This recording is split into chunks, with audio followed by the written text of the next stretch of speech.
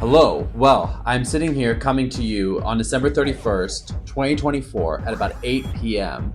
And I thought, what a better way to use this time than to look back at the Hot Wheels year we just finished up with and see what were the best and worst of the 2024 Hot Wheels main line. Now, the main line is so important to Hot Wheels. Let's not forget, I know there's been a lot of discussion about the premium lines and, some of the RLC, stuff like this, but the main line is what the Hot Wheels is built off of. And for a lot of people, the best deal in toys is the $1 cars. So this line has to be still great and on point. So what I decided to do was to take all the cars and rank them / tier them for you and let you know what my favorite and least favorite main lines were. And then we'll look at the end to see, did they have a great year this year? Did they have a bad year? What was the final grade that the Hot Wheels 2024 mainline got, at least from me?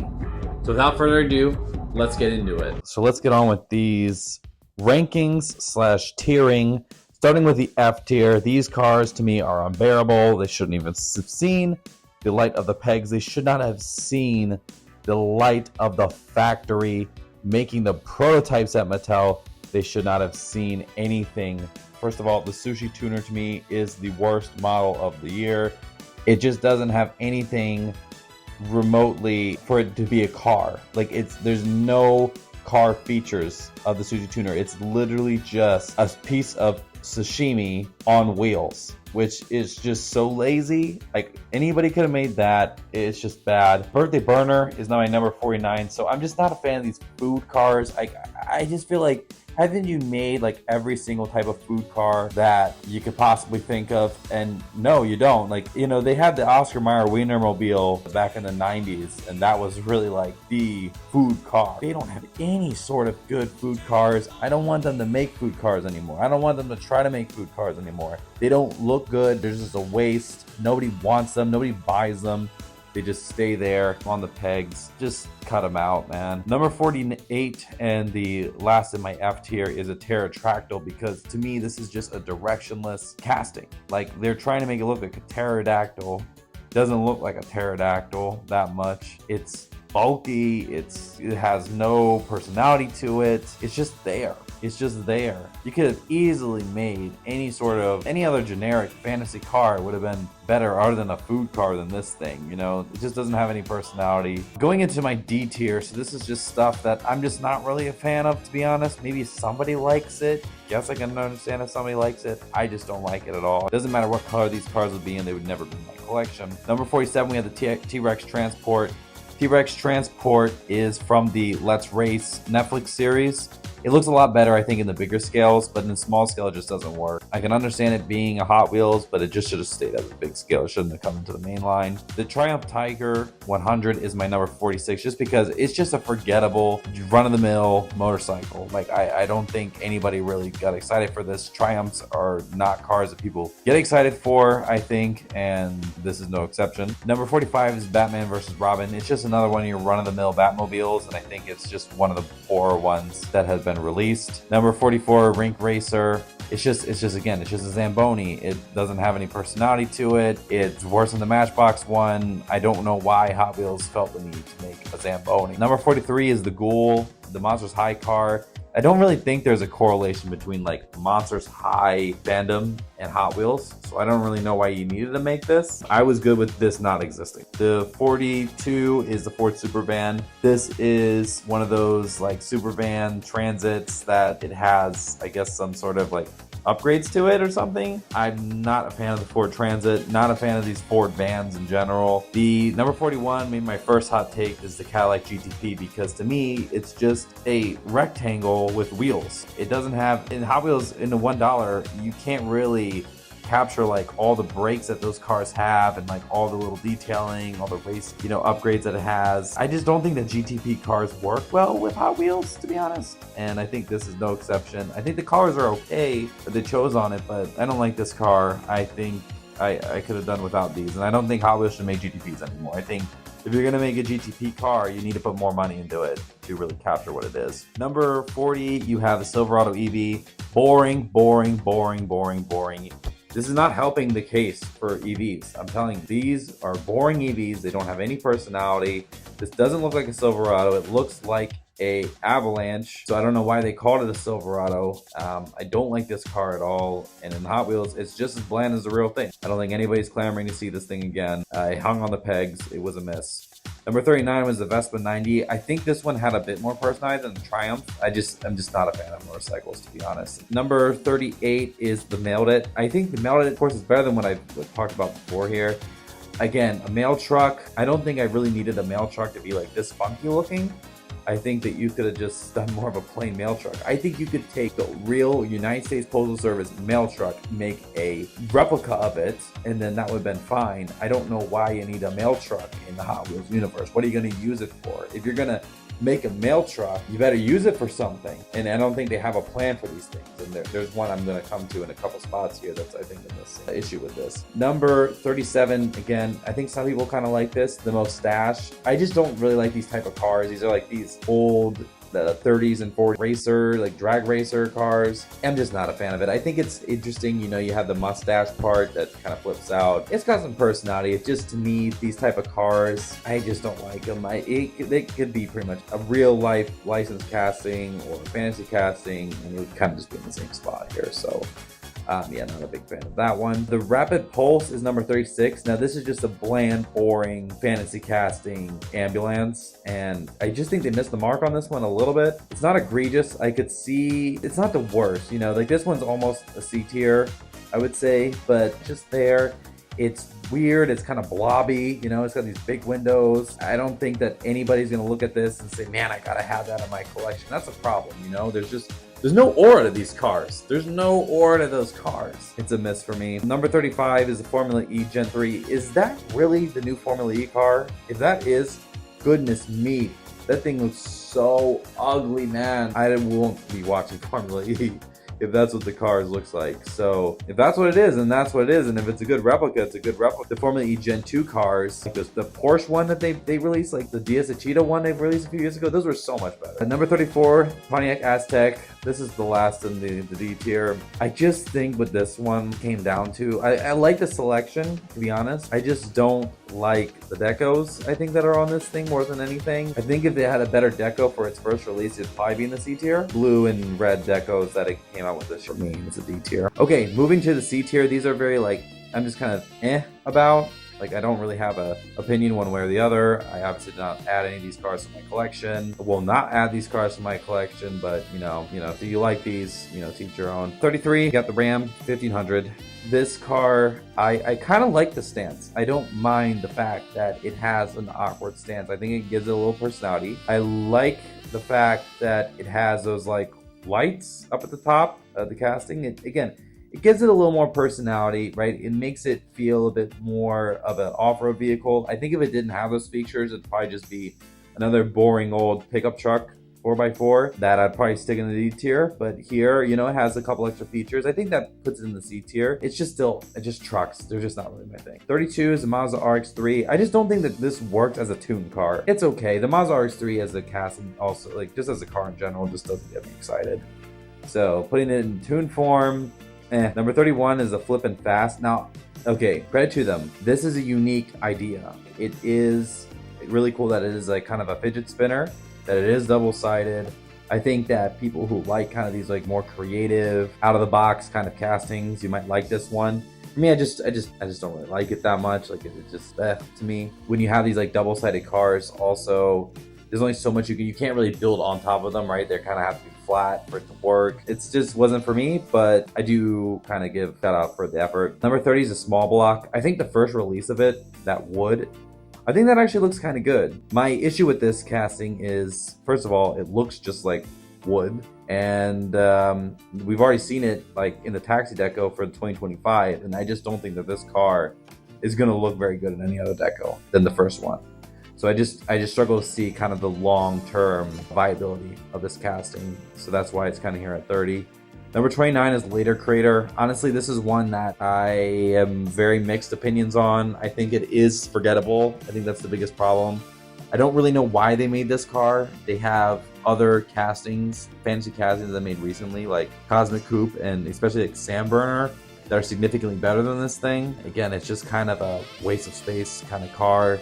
I think it looks fine. You know, it rolls nice, that's for sure. But this is one I bought it from the store. I kind of looked at it and then I just threw it in my donation pile. So, you know, maybe the kids will like this. Not for me. Number 28, Tesla Model S Plaid. I just think that this thing looks bulky. I think it doesn't look sleek. I think it looks bulky. I'm just not a fan of it. I think the blue doesn't help. I think that the white that came out in 2025 looks better than the blue. But I'm just not a fan of Teslas at Hot Wheels. I think that the only Teslas I really like, I don't have many in my collection. The only ones I like are the Roadsters from Matchbox. I think those look really good and sleek. But I think that Teslas are just in general, maybe they're just a very difficult casting to just get right. And I just gotta kind of accept that. The Tesla Model 3 is a decent casting, I'd say. But this one, it just didn't work for me. I think it's not the worst Tesla casting I've seen, but it's just kind of whatever for me. Number 27, the Jaguar MK1. It's just a whatever old British casting. To me, these type of cars, I just don't have a connection with at all. Maybe British people like them. I don't. I think the deco is a little bit off as well. I think it just doesn't really work on it. I think this thing looks a lot better in premium. I did see it in premium. I think it's in Team Transport. I think it fits a lot better there, but as a main line, doesn't really work. Not the biggest fan. Number 26, the Porsche 911 Rally. I'm kind of had it with these Porsche rally cars now. I think that when Matchbox first did the Porsche 911 Rally, I think that was like an 85 Porsche 911 Rally or something. Really cool. That one's awesome. I still love that casting to this day. This one here is just like, you have this, you have the 959 Rally. There's just too many of these Porsche rally cars for me, and I'm not really into this one. I'm just not really into it. I think it looks fine. It's just I'm not into it. And then same thing with number 25, the Huracan Serato. I think seeing a Lamborghini as a rally car is a little bit more interesting for me, so that's why I put it above the Porsche. But I think that the casting actually had some problems with it. I think it actually, if you look at the real life car, I don't think that the casting is actually correct, especially like in the back. It looks off, but it's just, to me, it's just a whatever kind of car, and these rally cars I'm just not really a fan of. Number 24 is the Cizinger 21C. I think that this car, I think Hot Wheels could have done a better job on it. I looked on the real thing. It looks a little too skinny, I think. I don't like the fact that it's only like a one-seater. I think that's a little bit odd. I'm just not really a fan of this car. It doesn't look aggressive enough, I think, the Hot Wheels version. I'm not sure if, it just needed more brakes in the casting or what, but I'm not really a big fan of it. So it's just whatever car. Number 23, the Mustang Dark Horse. It's just another Mustang. I think this one looks decent. I think it's a decent looking car. It's almost a B tier for me, but I'm just not a big fan of Mustangs, just to be honest. And I just don't think that this one like overly stands out. I think that Matchbox does like quite a bit better job with Mustangs than Hot Wheels does. I also don't think that like the paint finish works very well in this car. I think it kind of needed more of a glossy, and this one was like more of a flat matte paint, and it just didn't really work. Okay, going into the B tier. So I did not buy all these cars, but I can at least appreciate that these cars are good castings, and if someone said that they liked them or maybe even was their favorite, I could maybe understand it, but these cars are just, some of them are good, some of them I bought, some of them I didn't. I'll just kind of let you know as it goes. So number 22, the Porsche 911 Carrera, the key car, the keychain. I think the keychains are really cool. I think it's cool that they did one with a license casting. I think the Carrera works really well for that. I do prefer the coupe clip, I think it's called, the El Segundo coupe and the keychain form. I like that one a little bit more, but this one's cool. This one's nice. I think definitely it'll look good on your keychain, especially the first version. I think is a Zamac, right? So I think that Zamac looks excellent on the keychain. Number 21, Lotus Type 49. The reason it's this low is just because I'm just not really like these type of cars are not really my thing, but I can definitely appreciate the execution that's done here. I think this is a metal base, metal body. I didn't buy this car myself for my collection, but I do think it's pretty cool that they did make this. And I don't know if this is kind of the more of their like single seaters, or they're going more into it because this upcoming year they have a Formula One car that's releasing. and I think 7 of the teams or something like this have their Formula One cars coming out between singles and 5-packs. So this is maybe them, kind of dipping their toes in this year. I think it looks pretty good, just not for me personally, for my collection, but it's pretty cool.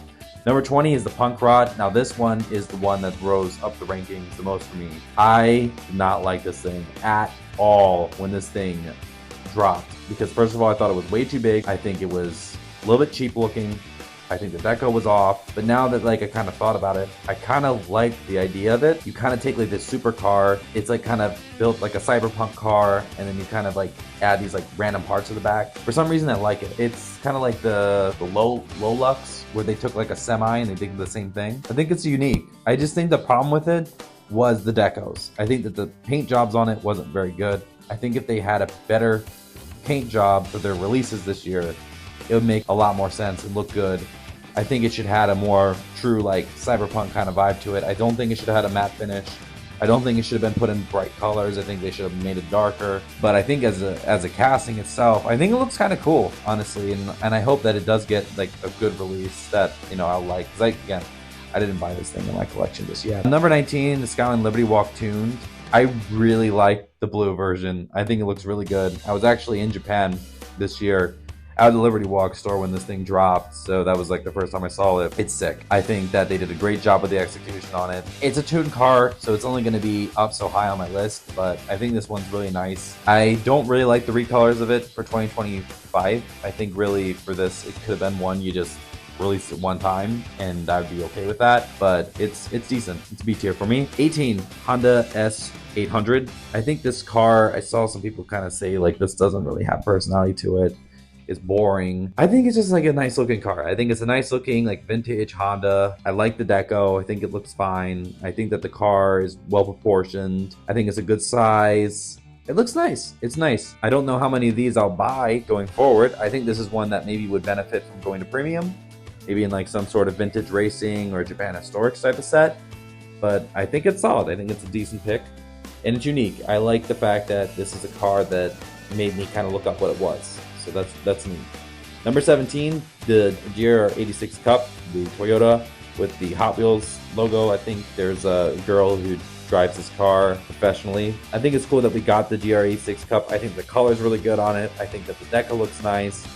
I like that it's a real life car. That's pretty cool. That ties that in. It's just that the GR86 is just not really a car that gets me too excited, especially when we're not making a street version. I think if it was a street version, I would be more inclined to like it than a race version. I'm not really the biggest fan of race cars, if I'm just being honest. I think that there's only so much you can do with a race car in terms of can't really customize it. You really can only wear a lot of race decos. So, but I think it's cool that there's an A86. Number 16, I did not buy this one, and then also the one number 15, but I can definitely appreciate the effort and the ideas that went behind these cars. So number 16, the VW T3 Custom. I'm not the biggest fan of these Volkswagen vans, but man, it is a really cool looking car. I think they did a great job. It's unique. I like the deco. It's a little too much plastic, to be honest, for my liking. I will say that. I get that you might have had to do that for the brake in the car, but it is a little too much plastic for me. It is a decent car, though. It's a really unique car. I think it's one that they could have some fun with. If they put that thing maybe in a Moon Ice deco, yeah, man, I might buy that. I think this first version wasn't bad either, so I like this one. And it looks like they're kind of doing this a bit more, where they're taking real life cars and they're really not only are you doing the custom version, but you're really overdoing the whole thing, and you're making it into a whole new idea. That's something I've seen that they're going to be doing next year with a lot of these cars. So I think this was a pretty cool one. I think this was a hit. I think a lot of VW people might have liked this one. I think it's tasteful. I like it. Number 15, got the Aston Martin High Speed. Again, I did not buy this for my collection, but man, it is really cool. It's a great idea. You're taking a very iconic Aston Martin and you're making it into a whole other idea. I love that Aston Martin went with it. That's a really, cool move from them. I like this car. I think it looks great. It just doesn't really fit my collection personally, but I think you buy these things over years. I think this will be a great cars to collect, and it's going to be a super treasure hunt this upcoming year. So And I think it's a great choice for a super treasure hunt. And I think it looks great, at least the pictures of it. Yeah, that's a hit. Continuing on in the B tier, we have the Porsche 904. I think that this car, portions of this car are really great. I think that it looks sleek. I think it looks fast. I think where it kind of came up short was the deco. Wasn't very good. I think it's probably racing inspired, would be my guess. Didn't really, I don't know, it just didn't really work for me. But I like the recolor for 2025. I think it looks really good with the new deco. I think it looks cool. It doesn't look old. I think it's a 60s car maybe. But it looks, it looks kind of modern, like it doesn't look too vintage. It's nice. Number 13, the Ford Maverick Custom. Man, I gotta say, not the biggest fan of trucks, but this one was sick. I love the body modifications they did on it. I love the stance on it. I love how it's lowered. I love the color. I think the color is great. I think that they really knocked it out. Like this one was almost an A tier for me. Like I think that this one is pretty epic. And I would definitely suggest people to add this thing to their collection because it's just mean. Like it's big, but it also is slammed. Like balance a strike there, and I think they really got it right. So I like that car a lot. That one's really neat. Number 12, and from now on, I'm gonna just be actually showing some cars here on the camera. So number 12, we got the Kowloon Hypervan. I was so excited to see this one. I went to Hong Kong about a year ago, and these Hong Kong buses are everywhere. They're very iconic, and the fact that they took one of these and they made it into a cast, like a whole original kind of casting, but used like the true Hong Kong deco, man, like it just got me so excited. I love this casting. I think this first version, this is one that's gonna always be in my collection. I think Hot Wheels, just like picturing a Hot Wheels world in Hong Kong would be so cool. And this kind of was able to kind of jog my imagination a little bit. I think this thing is sick. I don't like the new one that came out in 2025 with the pet transporter. I don't think that any release of this casting is going to be as good as the first one. But just this first version and just kind of like the personal tie-ins it has for me and the nostalgia I got just thinking about Hong Kong and my time there and looking at this casting, I just think it's super cool. It's perfect for what it is. Number 11 and the final car in the B tier is the Ravenger ST. I think the Ravenger, it's really cool. It's muscular. It looks fast. I love the stance. I love the big back wheel on it. I think it has a lot of the traits. I think the problem with it, there's two. I would definitely rather have seen this one with a metal body. The plastic body for these cars are supposed to look muscular, supposed to look aggressive. I think that it makes them look a little bit more childish. Metal finish or a metal body would have made it look more aggressive. So there's that. And also I think that the orange doesn't really work. I think that they should have probably gone with a more, again, a black or a darker color to kind of make this thing look a bit more mean. That being said though, it's a sweet casting. It's so cool. One of the coolest kind of fantasy muscle cars they've done, at least in a very long time. Probably since Muscle Bound. Really sweet. I like it a lot. I can't wait to see the recolors because I think the recolors are going to be way better than this one. Now, going into the fun part here, the top 10. These are my top 10 castings. They're all A tier except for there's going to be a couple S tier. So in the A tier, starting off with number 10, the Proton Saga. Proton Saga, beautiful, incredible car. I love the homage to Malaysia. I was in Malaysia about a year and a half ago. I didn't even know about Proton. I had no idea what Proton even was. So Proton is a Malaysian manufacturer, and this Saga is one of the more iconic Proton cars that have been released. And this is one that my guess would be was very popular in its time, just as kind of a daily driver. And they're definitely a cult classic there in Malaysia. And of course, since Hot Wheels makes a lot of their cars in Malaysia, it totally made sense to do this. And I love this casting. I think it looks great in this first deco that it was in, and then the red. There's a recolor in 2025 in white. Spectacular casting, definitely an A tier for me. Number 9 is the 87 Audi Quattro. This thing is just clean, man. This thing is just clean. And I love the 84 Quattro when it was released by Hot Wheels, probably like 5 years ago. I think this one's better. I think this one is better proportioned. I think that this one is cleaner. I think the first one kind of looks a little bit smushed, to be honest, now that I look back on it. And, the real life 84 Quattro kind of looks like that too, right? But The 87 Quattro is just sleeker, man. It's just sleeker. I love the colors they chose. Red, black, sign me up for that. And now it's going to be a super treasure hunt in 2025, and it's got this really cool kind of aqua color. It's sweet. It's one that you could just, to me, don't even change the deco. Just put in different colors. Just make a white version, make a gray version. I think that works. You can put it in premium, sick car. Number 8, Texas Toot. I think Texas Toot is, I could just tell, that's a very difficult casting to make. You know, you have essentially the real life thing of it that won the Legends Tour. It is a monster truck. So how do you make a monster truck in the $1 range? Definitely they did the best they could do. I think that the first version is considering how difficult it is to make that car, I think it's as correctly done as they possibly could. It's so cool. I love how tall it is. I just, you know, lining that thing up with the rest of the Legends Tour winners, it's just, I love it. How big it is. I love how fun and different it is. And it's just one that it's an iconic winner of the Legends Tour, and I love to have it in my collection. So that one's great. I was really excited to find that one at the beginning of last year. Number 7 is the BMW M3 wagon. So cool. This thing is just so cool. I think the proportions of it are perfect. It looks like a car that, you know, should be a real life car. I would love to see it just like in a clean deco coming forward, but this BMW racing decos that they picked this year, you know, especially the blue one specifically, they work for me. I really like this one. I think it's great. If you're a BMW fan, definitely get this one in your collection. Number 6, another wagon, the Drift and Brake.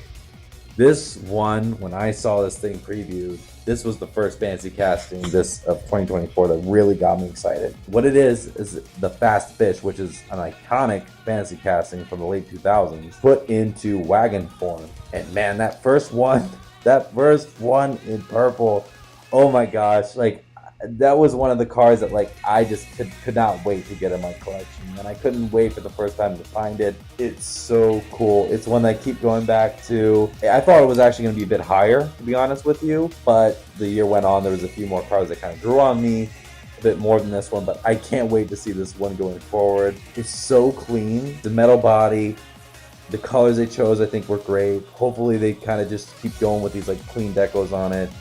It's so cool. You know, the Fast Fish is an amazing fancy casting, and this thing, perfect kind of next in line type of car for that. It's sick. It's sick. Get it in your collection. It's so awesome. Number 5 is the Gordon Murray T50. I didn't really know about Gordon Murray until maybe a year or two ago, and what his story was with McLaren, and now there's this brand that's having cars in his name. This casting, man, is so cool. I did not even know in the pictures I was going to add. And after buying it, it's a must. It's just a must. They actually were able to capture a lot of the details of this, especially on the back end of it, really well. I can't believe that's a $1 car. That's one of the ones I cannot believe is a $1 car. It looks so good. It's so aggressive. I love how aggressive it is. It looks like it could beat any Hot Wheels in a drag race. It looks like it could rip a track apart. So good, so nice. I hope they just keep doing colors like this, and that's just how you should, you know, roll that car out, the wheels of it for that car. It is definitely one that was like one of the biggest surprises for me, how much I liked it. I always look forward to the end of the year, because at the end of the year they typically do a lot of these supercars and hypercars, and this one just knocked it out of the park, man. This one's so great. Definitely added to it. Going in at number 4, this was one that actually I didn't even get to see the 2024 version. When I first saw it, it was actually the 2025 Super Treasure Hunt being previewed. And that's the High Roller 2. Dude, there's never been Rolls-Royce Hot Wheels car. And this is the closest thing we're going to get to it. And man, it is so tastefully done. So when I saw the 2025 High Roller Super Treasure Hunt being, you know, previewed, I thought, well, you know what, that's pretty cool. It looks good, but you can't really see what's kind of going on with the High Roller. And then I learned it was going to be here in 2024, and it has a different deco on it. And this like chrome Zamac finish with the blue around, like the blue on the sides. Holy crap, man. It's phenomenal. Look at this. This thing's insane. I love this car. I think it's really one of the big hits of this year. Probably not going to get a Rolls-Royce Hot Wheels. Probably not going to happen. But this thing, Oh my gosh. The gold rims, it looks luxurious, it looks fast, it looks fun to drive. It's got everything. I love like this like gap in the hood. I don't even know what this is. What even is that? It's just phenomenal. It's just such a great car. I was counting down the days so I could find this thing on pegs. It was just epic. Number 3, another one that grew on me a lot. I liked it when it first came out, but man, like as the years went on and the second color of it came out, I liked it even more. The Tracked Wagon. The Tracked Wagon, man. Holy crap. If you knew a car that had that name, you would not expect it to be very good, to be honest with you. I thought it would be like a silly dragon casting. But no, this thing, this wagon, the Cyberpunk Drift Wagon, it's so cool. Look at the colors on this. Look at the decos on this. I also saw like the prints that they were having at the Hot Wheels convention and how good they looked. This car, it's aggressive. It looks fun. It looks fun to drive. I love all the little details, you know, that they kind of added into the casting, right? Like all these little brakes that it has.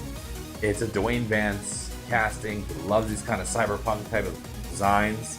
And this one right here, especially the second version, black and yellow, it's just, this is just different gravy, man. This is just different gravy. Then number 2, and this is where I think the S tier starts, is Pagani Utopia.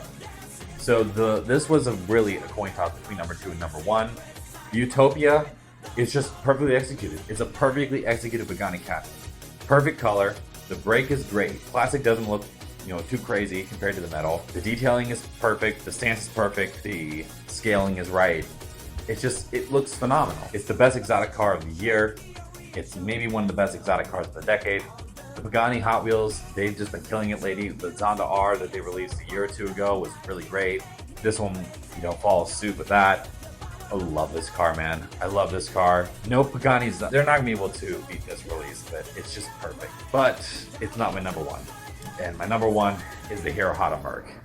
The Hirohata Merc. This car, I love that they took this and put a Japanese spin on it. I think that the dimples that this car has on the hood, so cool. The color that they chose, this color, what is this color? I want to know what this color is because it's just like light green. And you know, I showed my wife this one and she loves it too. She really enjoys this casting. I can't get enough of this thing. I'm gonna probably buy every single version of it that comes out, you know, every color that comes out in years to come.